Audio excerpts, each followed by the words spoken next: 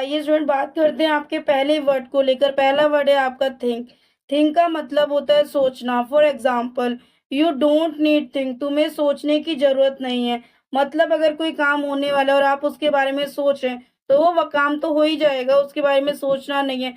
तब वो सिचुएशन आती है तो आपको सोचना यूज करना है। यू डोंट नीड थिंक, तुम्हें सोचने की जरूरत नहीं है।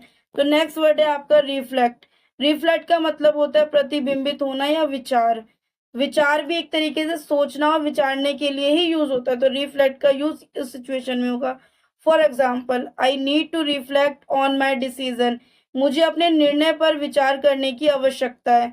मतलब अपने कोई डिसीजन ले लिया है लेकिन आपको लग रहा है कि उसमें कुछ गड़बड़ है, शायद मुझे नहीं लेना चाहिए, शायद इस डिसीजन की वजह से कुछ गलत हो सकता है। इस चीज में भी आप सोच रहे हैं तो उस चीज को आप विचार रहे हैं, सोचना विचारना कर रहे हैं, सोच भी रहे हैं, विचार भी कर रहे हैं कि करें या ना करें। तो उस सिचुएशन में आपको रिफ्लेक्ट वर्ड का यूज करना पड़ता है। तो ये था आपका थिंक और रिफ्लेक्ट का यूज। अब बात करते हैं पॉन्डर की। तो पॉन्डर का मतलब होता है विचार करना। अब कैसे आएगा यूज में देखते हैं। He was pondering the meaning of life, इसका मतलब होता है वह जीवन के अर्थ पर विचार कर रहा था। मतलब वो अपने लाइफ को लेकर विचार कर रहा है, तब आपको पॉन्डर वर्ड का यूज करना है। मीनिंग देखेंगे, ही का मतलब होता है वह, वॉज का मतलब होता है था, पॉन्डरिंग का मतलब होता है विचार, द का मतलब द मीनिंग का मतलब होता है अर्थ, ऑफ लाइफ का मतलब होता है जीवन के। तो ये था आपका sentence, he was pondering the meaning of life, वह जीवन के अर्थ पर विचार कर रहा था। तो आइए देखते हैं आपका नेक्स्ट वर्ड। नेक्स्ट वर्ड है आपका मेडिटेट। मेडिटेट का मतलब भी होता है ध्यान करना, विचारना या सोचना। तो आइए देखते हैं sentence. She likes to meditate in the morning, वह सुबह ध्यान करना पसंद करती है। मतलब जब आप योगा वगैरह करते हैं तब आप मेडिटेट करते हैं, तो उस सिचुएशन को भी आप क्या कहेंगे, ध्यान या सोचना या विचारना। तो वो चीज भी आप कर रहे हैं तो वो आप सोच रहे हैं, उसमें विचार कर रहे हैं, ध्यान कर रहे हैं, भगवान के अंतरात्मा का ध्यान करते हैं। जब आप योगा करते हैं तो उस सिचुएशन में आप मेडिटेट कहते हैं। तो वो आपका एक तरीके से सोचना विचारने के लिए ही आपको मेडिटेट कहना पड़ता है।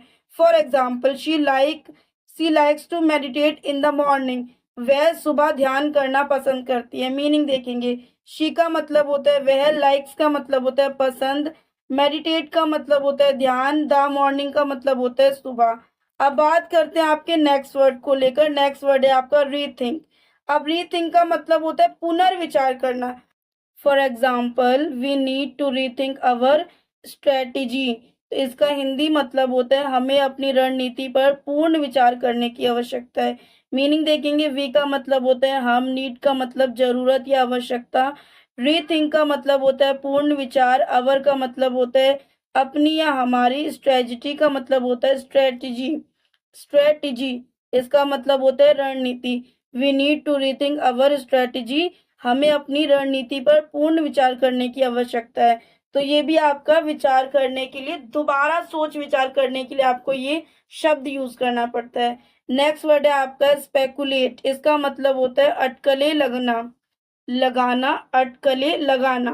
For example, people are speculating about the outcome of the election, इसका मतलब होता है लोग चुनाव के परिणाम के बारे में अटकलें लगा रहे हैं। तो इस पे भी हम विचार कर रहे हैं, अटकलें लगाना या बाधा डालना एक ही बात होती है। तो पीपल का मतलब होता है लोग, आर का मतलब होता है रहे हैं, और स्पेकुलेटिंग का मतलब होता है अटकलें, अबाउट का मतलब होता है के बारे में, ऑफ इलेक्शन का मतलब होता है चुनाव। People are speculating about the outcome of the election, लोग चुनाव के परिणाम के बारे में अटकलें लगा रहे हैं। देखते हैं आपका नेक्स्ट वर्ड।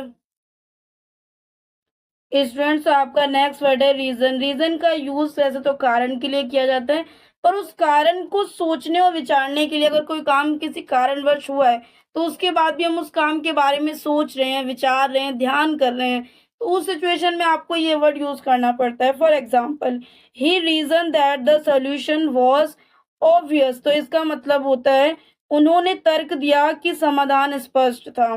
मतलब उन्होंने अपना तरीका बताया कि समाधान जो था वो स्पष्ट था, साफ साफ था। मीनिंग देखेंगे, ही का मतलब होता है वह, रीजन का मतलब होता है यहाँ पे कारण, दैट का मतलब होता है वह, और सॉल्यूशन का मतलब समाधान, ऑब्वियस का मतलब होता है स्पष्ट। He reason that the solution was obvious, उन्होंने तर्क दिया कि समाधान स्पष्ट था।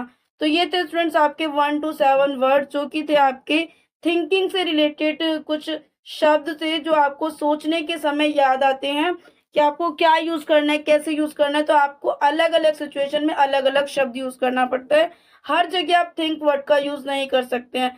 तो आई होप आपको आज का वीडियो समझ आया होगा। समझ आया तो प्लीज वीडियो को एक लाइक करना है, कमेंट करना है, शेयर करना है। चैनल पे न्यू हो तो चैनल को सब्सक्राइब कर लेना। और अगर आपको इंग्लिश ग्रामर, इंग्लिश स्पीकिंग या इंग्लिश वोकेबलरी से रिलेटेड किसी भी वीडियो की रिक्वायरमेंट है तो हमारे इस वीडियो के डिस्क्रिप्शन में विजिट कर सकते हैं। वहां पर आपको बहुत अच्छे और यूनिक वीडियो के लिंक देखने को मिल जाएंगे। और अगर आपको और ज़्यादा नॉलेज लेनी है तो हमारे चैनल पर विजिट कर सकते हैं, वहां पर भी आपको बहुत अच्छे और यूनिक वीडियो मिल जाएंगे। और आपको वाकई वीडियो पसंद आए तो प्लीज़ हमारे चैनल को सब्सक्राइब कर लीजिएगा। तो मिलते हैं नेक्स्ट वीडियो में।